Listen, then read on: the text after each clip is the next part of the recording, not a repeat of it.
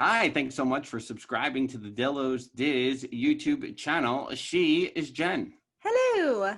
And I am Frank, and we are here once again for a little thing we like to call What's What's in the the... attic? What's in the attic? Wow!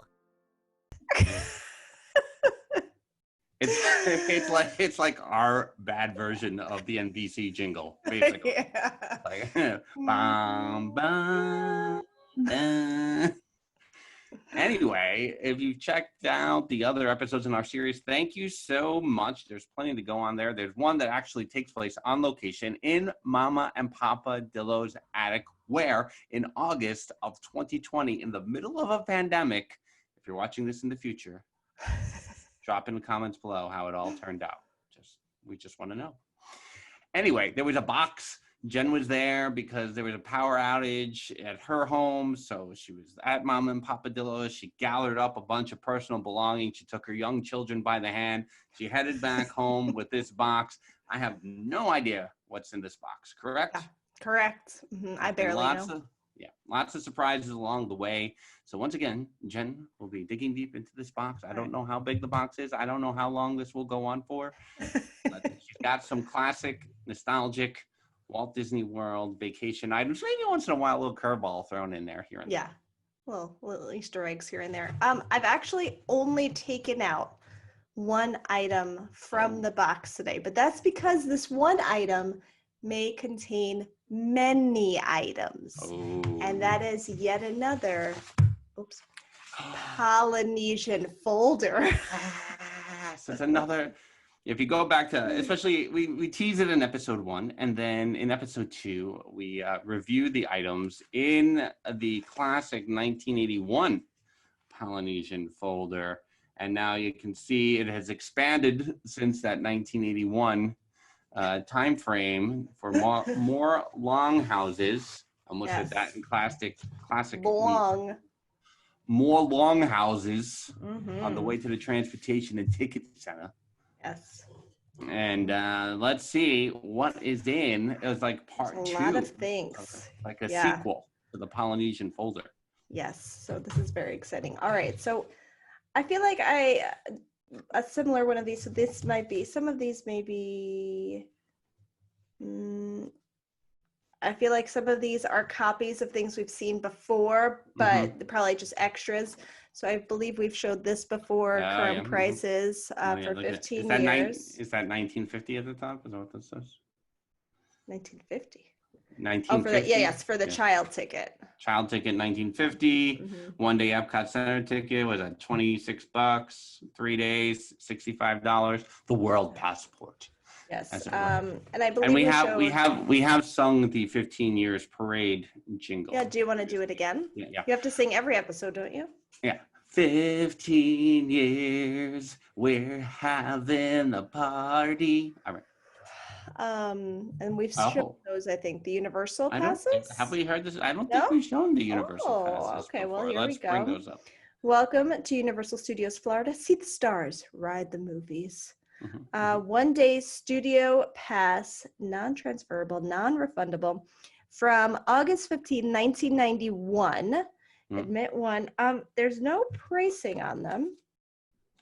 Now, from Universal Studios. We would have to confirm this with, I'm bringing out my pen for this one. Oh, okay. We have to confirm this with Papa Dillo. This might be a confirm, but I believe that our first trip to Universal Studios, I have not thought about this until right now.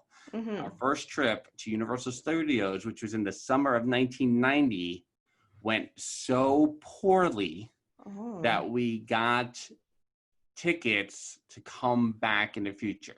Now, I think, no pun intended with the Back to the Future, right? I think it was there was part 1, which was, there were a lot of rides that were not functioning that day because it had just been open for 3 or 4 months or whatever it was. And I think part 2 of that, for some, I don't know why this is all coming together right now, and I could be it's all coming back right now. Yeah, conflating everything right now. But I think the other part of it is it like downpoured at 2 p.m. and was going to stay that way. So I feel like there was no, you're like, oh, the rides will be back later today. And then the weather killed everything, that everyone got passes on the way out.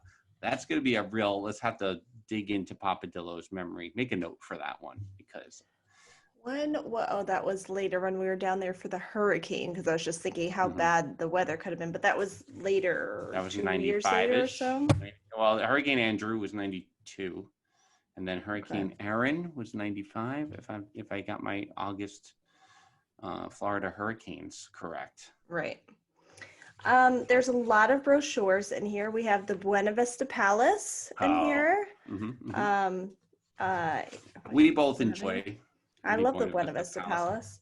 Now, is our joy for the Buena Vista Palace, like because we enjoy the hotel because it's so close to the village, whatever, Disney Springs, or is it that it was often the hotel you would stay at if you completed the obstacle course on Double Dare and you won a fabulous Disney vacation? Do you remember this? I don't. I know. So, unlike the original Double Dare, if you completed all 8 obstacles or whatever it was, you would win a fabulous Disney vacation. But you would be staying at the Buena Vista Palace. So it's kind of like, wait a minute, it's not really. It's not really Disney. And why was the Nickelodeon show filmed in Universal Studios Orlando giving away Disney vacations? I think it was pre-filming in Nickelodeon. So I think it was still 80s. So you were super young. But I think it was before it was filmed at Nickelodeon Studios when it was just like syndicated.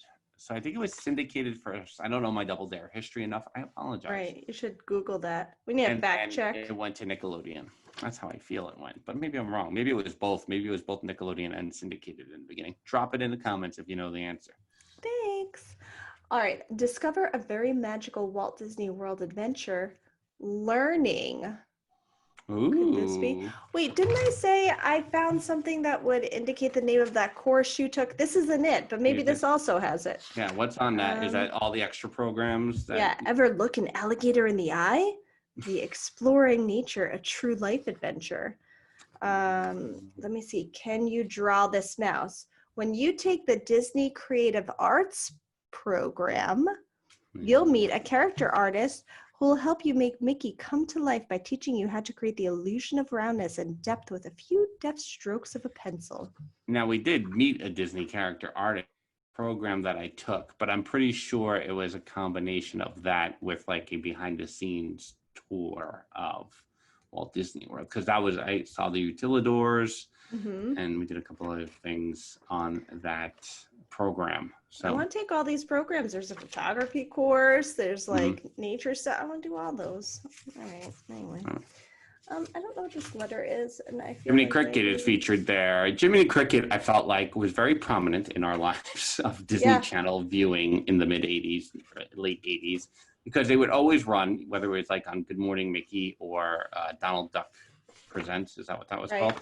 That they would always have the "I'm no fool, no siree, I'm gonna live to be 83. I'm playing for you at me." Like, see, this is where we got it played and safe from. Right. Oh yeah, maybe it was because I'm no fool. And that's why we became the goody goodies. Yeah, that's right. That's right.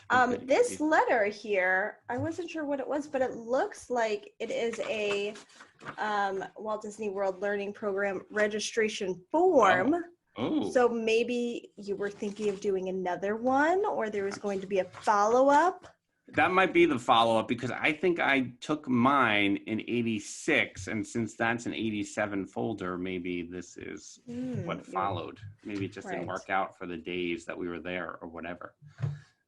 Greater Orlando brochure, other things. We stayed, there was one trip. It was a December trip. I'll have to think about it. I want to say it was December of '89 that we did not stay on property. We stayed on 192 and probably at a motel that was demolished at that point. I bet you that's where that Orlando brochure. Is that when we missed our flight? Or is that a separate trip altogether? No, that was because of the Great Movie Ride? Yes. I think that was a separate trip altogether. Okay. We missed our flight one year because Papadillo wanted to ride the Great Movie Ride one more time. True story.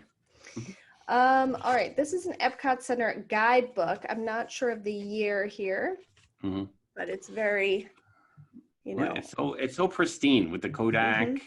Yes. Sponsorship there. Kodak, which is based store in Rochester, New York. Didn't I mention like a year ago thinking that the Kodak store was still there and then realizing that's not the name of that? Well, this is pre-1989 because there is no Norway pavilion on that map and not even a suggestion that Norway is opening soon. Oh, look at that. Like every pavilion gets a dedicated page on this map. Come on. Good. Yeah, it's everything.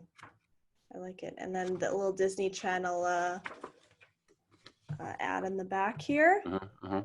And DTV, their answer. I need to get better about putting pictures up on Instagram of a close-up of all these.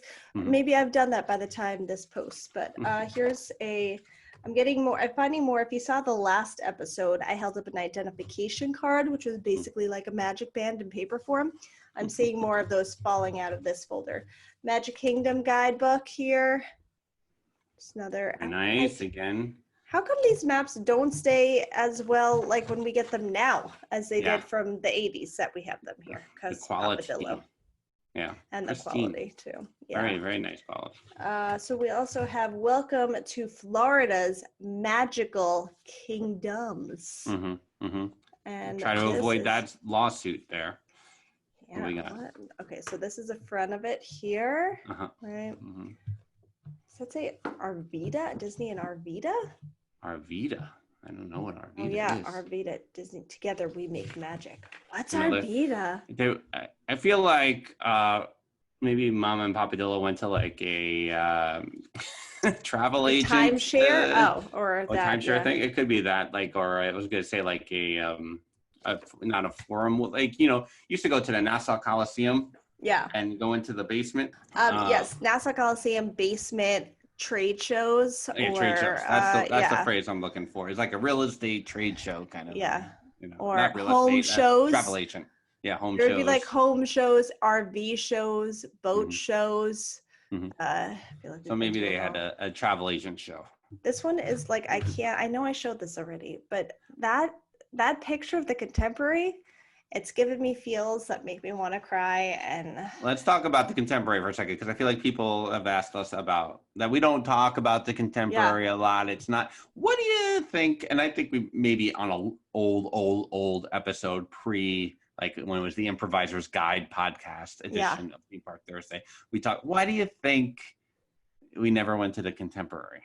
Like another Papa Dillo question, probably. Yeah, I don't know, because we did enjoy the top of the world dinner show. I don't know if quite honestly, we didn't bounce around to resorts all that much. We would bounce around in terms of just visiting and checking out the resorts and the lobbies and all that, and walking around just to see what they were about. But really, it was like Polynesian. Okay, we dipped our toe in Grand Flow. We dipped our toe in Fort Wilderness, and then we moved over to the beach club. And then it was a very long time until we dipped our toe into like the boardwalk for a minute, or here, all that kind of stuff. So I feel like he picked his hotels and that was it. Yeah, I feel like the 90s definitely was just Epcot resorts. So once we were away from the Magic Kingdom resorts, like that, it was now going back to the Contemporary. That was it too. I mean, once we started at Beach Club, we never then was like, oh, maybe we'll go to the Polynesian this year and the Beach Club again next year. Like, nope, now we're just at the Beach Club. We live here now. I mean, I was fine with that, but. And it was the location of the Beach Club between the two, but glad with the Contemporary feels. It just gives me the feels at nighttime maybe, and how it's lit up, and I'm feeling a little knot in the stomach.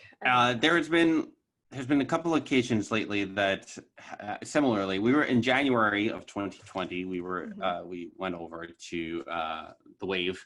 And so it was the first time like stepping off the monorail in the Grand Canyon Concourse, and I don't know how long, and like and the mural and the whole thing. So yeah, and just even walking in the lower level there through like past the conference rooms, everything, you just get the sense of history. Kind of like it still feels a little that old school. And so that was something. And then it was on this 1970s special that's on Disney Plus with the Mouseketeers of the 70s. There was a lot of around the contemporary. That was like where there, the most filming took place in the Fiesta Fun Center and things like that. That I was like, oh my gosh, there's so like nostalgia of the contemporary, and I never stayed there. But it's definitely there. It's definitely the architecture of it, the layout of the building. It definitely strikes a chord there. But yeah, I don't know if I don't know if I'll ever stay there. Quite honestly, there's nothing. I don't feel an urge to stay there. I like to visit there. I like to eat at the California Grill. I like going to the roof and everything like that. But I don't have an urge ever to stay there. And if I'm going to pay that rate, I'm going to the Poly or the Boardwalk or the Beach Club. Right. Or one of the places that we are comfortable with, because we're not changing who we are. That's what it comes down to. We don't have the urge to try something new. What is that? So yeah, Fort Wilderness, we did try that one year. They still have my blanket. I will say I would stay in Fort Wilderness probably before I would go to. Well, because you've stayed there before. Yeah, but I liked Fort Wilderness. I think that became a victim in some ways of the Epcot resorts opening, because I liked the setup. It felt, the Pioneer Hall area. Like we never really explored it. It was December when we went, so I felt like we didn't get. But what we were there for, I really liked. Yeah. I do have some more information on Arvida, if I'm saying that right. Okay. I don't know. I don't know how else you would say. In addition to our 5 on-site Disney resorts, Arvida/Disney offers 4 coastal resorts located from one end of Florida to the other. Each is a breathtaking little kingdom in its own right, offering vacations full of color, imagination, and very special memories. And since Disney and Arvida are now one company, you may even want to combine a vacation to a Disney resort with a visit to one of these magnificent coastal resorts for more magic than you can shake a wand at. Here's what I think. I think Disney tried this and went, you know what we should do? Disney's Vacation Club.